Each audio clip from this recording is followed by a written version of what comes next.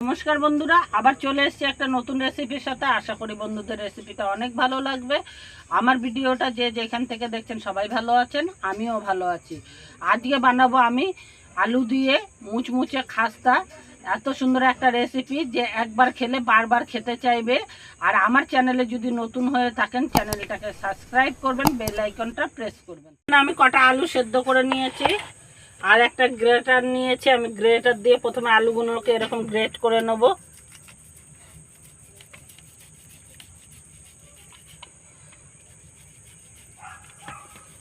এখানে আলুটা আমি গ্রেট করে নিয়েছি। এখানে আমি কড়াইটা বসিয়ে নিয়েছি আর আমি এর মধ্যে তেল দিয়ে দিচ্ছি 1 হাতার মতন। আমি প্যানটার মধ্যে তেল দিয়ে দিয়েছি। প্যানটার তেল গরম হয়ে গেছে আর আমি দুটো বড় বড় পেঁয়াজ কুচি করে নিয়েছি, সেটা আমি দিয়ে দিচ্ছি। প্রথমে দিয়ে 2-1 মিনিট একটু নেড়ে চেড়ে ভাজা করে নেব। এইখানে আমি কটা চিনেবাদাম নিয়েছি, চিনেবাদামটাও দিয়ে দিলাম। এর সাথে একটু নেড়ে চেড়ে এর সাথে ভাজা করে নেব। আমি চিনেবাদামটা কাঁচাই নিয়েছি, সেই জন্য আগে দিলাম এইখানে, যাতে একসাথে ভাজা হয়ে যায় বাদামটাও। এইখানে একটু কাঁচা লঙ্কা মোটা মোটা করে কেটে নিয়েছি, সেটা আমি দিয়ে দিলাম। দিয়ে আবার এটার সঙ্গে ভালো করে মিশিয়ে 2-1 মিনিট আবার নাড়াচাড়া করব।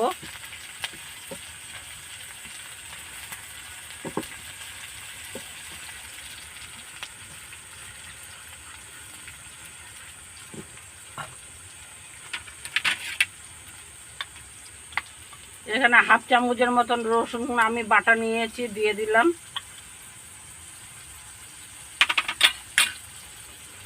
এটাও একটুখানি এর সাথে নাড়াচাড়া করব আমি।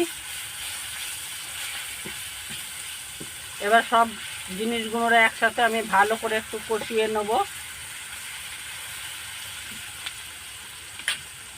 এইখানে আমি একটুখানি 1 চামচের মতন কাশ্মীরি লাল নিয়েছি। ঝালটা আপনারা বুঝে দেবেন, এখানে লাল ঝাল দুটোই আছে।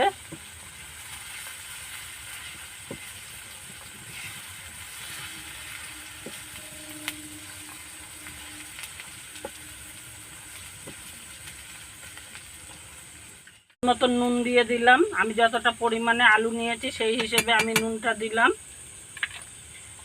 আবার একটুখানি নেড়ে চেড়ে 2-1 মিনিটের মতন নাড়াচাড়া করে ভেজে নেব।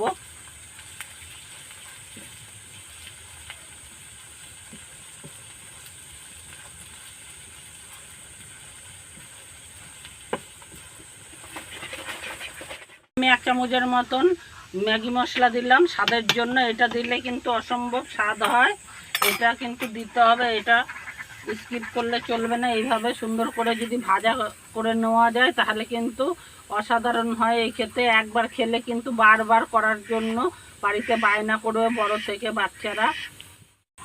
এই যে আমি যে গ্রেট করে রেখেছিলাম আলুটা, সেটা আমি দিয়ে দিচ্ছি এর মধ্যে।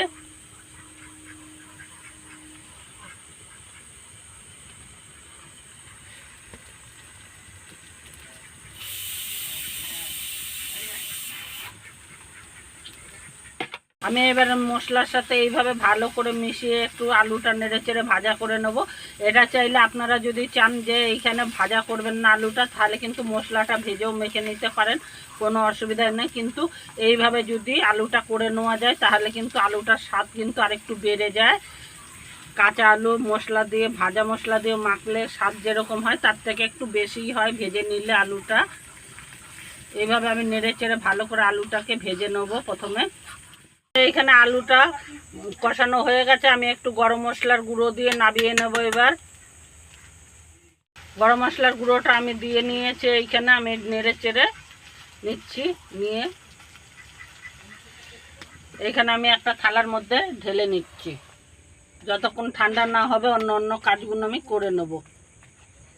কতটা শুকনো ময়দা নিয়েছে, এটার মধ্যে আর কিছুই করব না, আমি রেখে দিচ্ছি এই শুকনো ময়দাটাকে। এখানে আমি 2 হাতার মতন ময়দা নিয়ে নিচ্ছি। এখানে পরিমাণ মতো নুন দিয়ে দিলাম। এখানে আমি একটু লঙ্কার গুঁড়ো দিলাম, আপনারা ঝালটা কম বেশি করে নিতে পারেন। এখানে আমি 1 চামচের মতন ম্যাগি মশলা দিয়ে দিলাম। এখানে প্রথমে মশলাগুলো সব একসাথে আমি মিশিয়ে নিচ্ছি। এইখানে আপনারা চাইলে এইখানে কিন্তু পেঁয়াজ বা হলো গিয়ে রসুন বাটা দিতে পারেন। আমি এখানে পেঁয়াজ রসুন বাটা কিছুই দিচ্ছি না, কিন্তু ম্যাগি মশলার মধ্যেই সব রকম জিরে ধনে থাকে বলে সেজন্য আমি আর অন্য কোনো মশলা দিলাম না। এবার আমি এটাকে অল্প অল্প করে জল দিয়ে একটা ব্যাটার তৈরি করব। ব্যাটারটা কিন্তু খুব পাতলাও হবে না, আবার খুব মোটাও হবে না, একটা ব্যাটার তৈরি করছি দেখুন।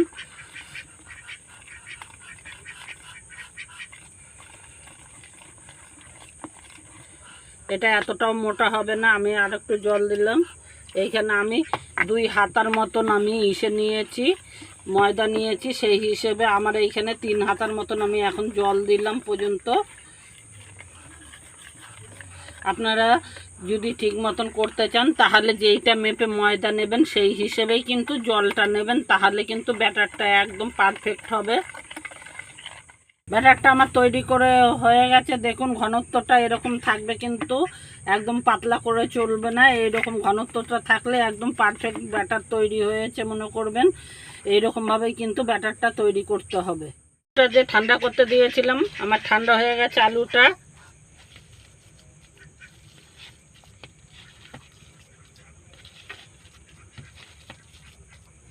আমি এবার আলুটাকে এরকম নেবো, অল্প অল্প করে নেবো, আমি খুব বেশি নেব না। নিয়ে আমি এরকম লম্বা লম্বা করব।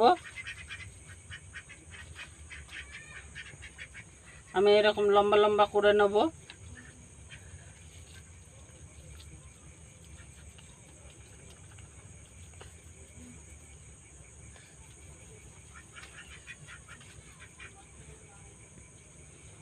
এরকম লম্বা লম্বা করে আমি সবগুলো তৈরি করে নেব। এরকমভাবে আমি সব তৈরি করে নিয়েছি দেখুন। আর এখানে যে আমি ব্যাটারটা করে রেখেছিলাম সেই ব্যাটারটার মধ্যে এরকমভাবে দেবো।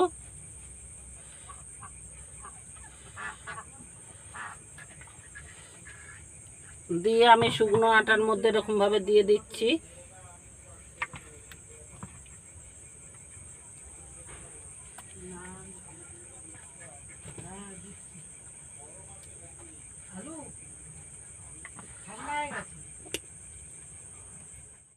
আমি এইরকমভাবে দিয়ে দিয়ে ওর মধ্যে দিয়ে দেবো এরকমভাবে প্রথমে।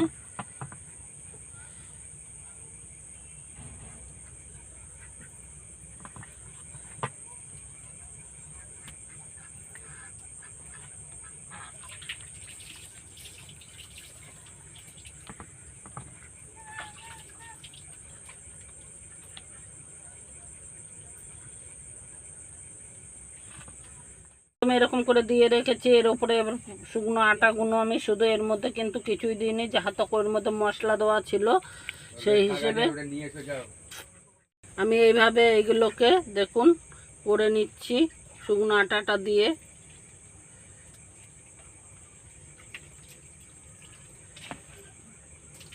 শুকনো আটা দিয়ে এইভাবে করে নিতে হবে, তাহলে একদম কিন্তু কেপসির মতন দেখা যাবে।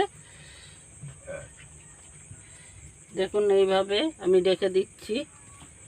এরকমভাবে আটা দিয়ে, শুকনো আটা দিয়ে সব কটাই কিন্তু এরকমভাবে তৈরি করতে হবে, তাহলে কিন্তু দেখলে পুরো মনে হবে যে আপনি বাড়িতে বানাননি বা কোথাও থেকে অর্ডার দিয়ে এনেছেন বা কেপসির থেকে নিয়ে এসছেন অর্ডার দিয়ে, সেই রকম মনে হবে।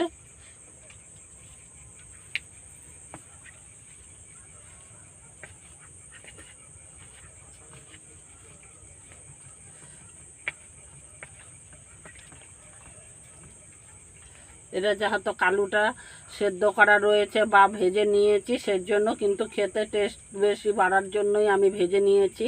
আপনারা চাইলে শুধু আলুটাও কিন্তু মেখে নিয়ে হাতে এইভাবে করতে পারেন, কোনো অসুবিধাই হবে না।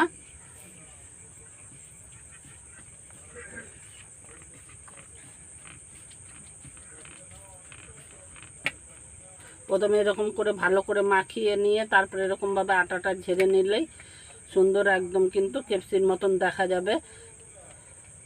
আমি এটাকে তেলে ছেড়ে দিচ্ছি। তেলটা আমি এখানে গরম বসিয়ে দিয়েছিলাম, আমি তেলে ছেড়ে দিচ্ছি। এরকমভাবে এক এক করে সবগুলোই ছাড়বো, যে কটা আমি রেডি করেছি।